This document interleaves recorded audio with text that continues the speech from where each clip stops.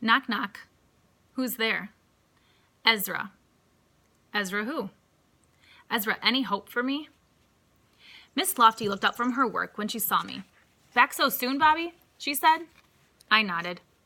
Let me guess. You didn't do your homework. What's your excuse this time? Aliens took your homework to study the human brain? That's pretty funny, I said. I've heard every excuse there is about homework, Miss Lofty said. Our puppy paper trained on it. My little sister ate it. I put it in a safe and forgot the combination. I laughed. Dr. Deal came out of her office. She didn't look pleased to see me, or pleased that I was laughing with Miss Lofty. Bobby, what is it this time? She demanded. Mr. Matus told me to come down here until his break, I said. I gave her Mr. Matus's note. She read it. Please sit quietly until Mr. Matus comes down, and don't disturb Miss Lofty. She has work to do. Dr. Deal handed Miss Lofty some papers and went back into her office. I tried to sit quietly, but I was worried. It wasn't fun being the kid who always gets in trouble. But I couldn't seem to stop. Maybe it was something in both Jimmy's and my genes that made us poisoned to schools. Maybe our gene pool could use a little chlorine. After a while, Mr. Matus came into the front of the principal's office. He said hello to Miss Lofty. She offered him a cookie. I noticed that she didn't offer me one. Mr. Matus took a cookie and sat next to me. He has long legs, and they stretched out. I'm sorry I made the jokes about the head lice, I said. Your jokes are not why you're here. You're here because you won't do your work. I didn't do nothing. Honest. That's exactly the point. And stop using the double negative. I didn't do nothing. Honest really means I did do something that got me in trouble. Honest. But this isn't about semantics. What are semantics? I said. Words. This isn't about words or jokes. I'm worried about you. You're wasting valuable school time that you need to get ahead. 5th grade is too important to just laugh off. Just then, Dr. Deal came out of her office. Mr. Matus, I'm glad you asked for this meeting. I'm as concerned about Bobby as you are. Let's go into my office. We walked together into Dr. Deal's office. It was a big room with 2 huge windows that looked out over the playground. Dr. Deal sat behind her desk and motioned Mr. Matus to the couch by the side of her desk. I sat in a hard-back chair next to the couch. Dr. Deal shuffled some papers on her desk. She seemed to be looking for something. I got a feeling of dread in the bottom of my stomach. I made a vow to myself when I became principal of this school that we would not just pass children on to middle school, said Dr. Deal, as if she were talking to 100 people, not just the 2 of us. Bobby is showing serious signs of not being prepared to do the work at a higher level. I hate it when people talk about me as if I wasn't even there. Mr. Matus at least looked at me. Bobby, Dr. Deal is right. You're bright. You're a live wire in class, and I don't want to squelch that. You've got a unique mind, but you have to start doing the work assigned to you. You can't continue to waste the class's time, and mine, and yours, by ignoring your studies. Dr. Deal didn't look impressed with his compliments. Mr. Matus, read what Bobby wrote yesterday as his excuse for not doing his homework. She handed him the piece of paper that she had been looking for. The feeling of dread sank down into my legs. I wish I could have glued down all the papers on Dr. Deal's desk so that she wouldn't be able to hand my essay to Mr. Matus. I told the truth. I was even trying to be logical, I argued as Mr. Matus read it. Nobody can say I didn't. I felt as if I were going to cry. Is that another double negative? No, Bobby, it's not, said Mr. Matus. He folded my paper. I thought I saw a little smile on his face, but then he erased it. Bobby, you seem to think I assign homework for my own good. I do not. Your homework is your responsibility, and it's for your ultimate benefit, so that you will learn and understand the material being taught. The point is that none of your threats to Bobby have worked, insisted Dr. Deal. I don't think they have the teeth in them. I hated the fact that Mr. Matus seemed to be in trouble because of me. I could just imagine Dr. Deal recommending that Mr. Matus get a giant Doberman Pinscher with huge teeth to stick on me. I've been thinking of having Bobby reassigned to the School for Intervention, said Dr. Deal. I blinked.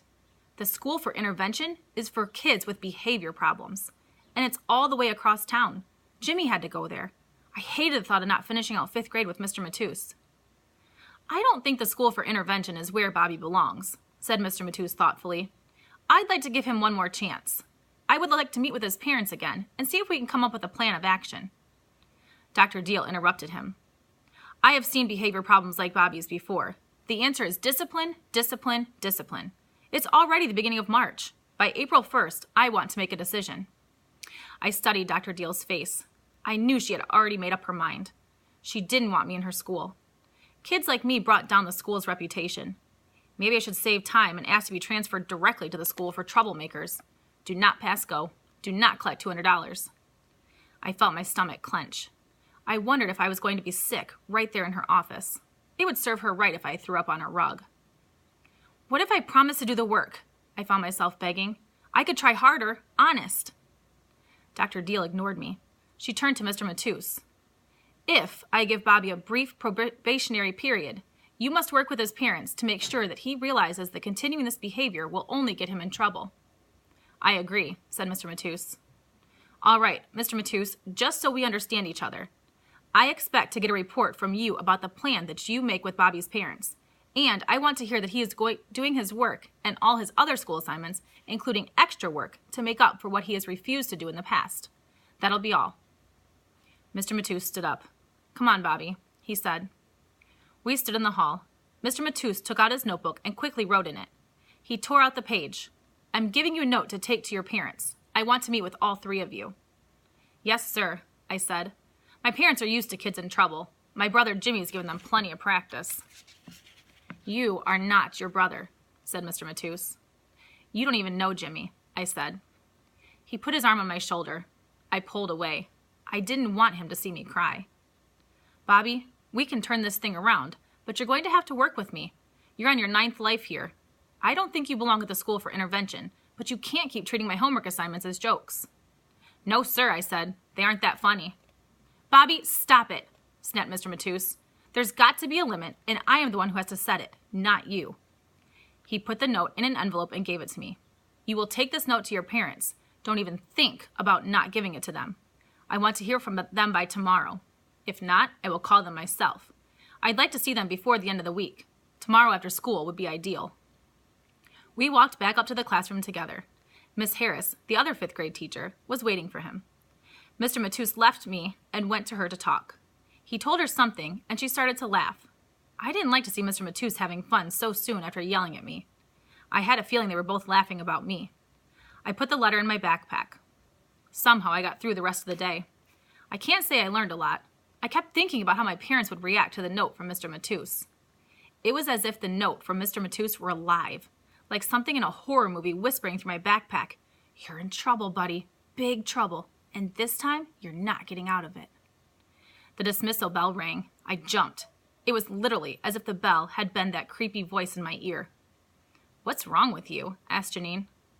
Nothing, I said. What happened with Dr. Deal? I don't want to talk about it, okay? Was it that bad? Nah, I'm sure I'll love the school for intervention. Janine looked stricken, but I really didn't want to talk about it. We passed the open door to the teacher's room. I could hear Miss Krosnick laughing. She's one of the 4th grade teachers. She's got a really loud laugh, like a donkey bray. Then Miss Krosnick said something, and I heard Mr. Matus give a huge belly laugh. I wondered what they were all laughing at. The teachers are having a blast, I said to Janine. Do you think they're having a joke contest? Who can tell the funniest story about Bobby messing up? I heard more laughter coming from the teacher's room. This time it sounded as if Miss Lorenzo was telling them something funny.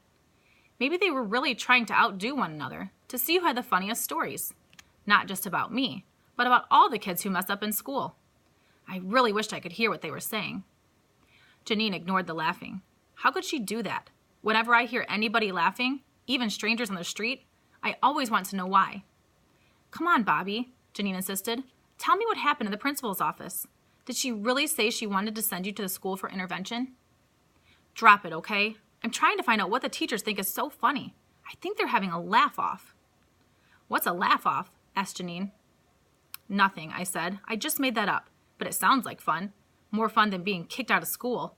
Maybe I should go see if we can get invited. Bobby, let's go home, urged Janine. We're not supposed to hang around outside the teacher's room. The laughter got louder. Miss Harris said something that cracked them all up. I could hear them trading stories back and forth, and I was sure some of them were about me. I couldn't help myself. I knocked on the door frame. Miss Krosnick came to the door. What do you want? She asked. She didn't seem happy to see me. Is Mr. Matus there? I asked. Mr. Matus came to the door. What is it, Bobby? He asked. Knock, knock, I said weakly. Who's there? Said Mr. Matus. Ezra, I said. Ezra who? Ezra, any hope for me? Mr. Matus didn't laugh. I don't know why I expected him to. I guess teachers don't have to laugh at kids' jokes after school hours. Bobby, go home, said Mr. Matus. I know this has been a tough day for you, but you've got to face the music sometime. And you know you're not allowed in the teacher's room. I just wanted to know what the laughing was all about, I said. Go home, repeated Mr. Matus. I didn't want to.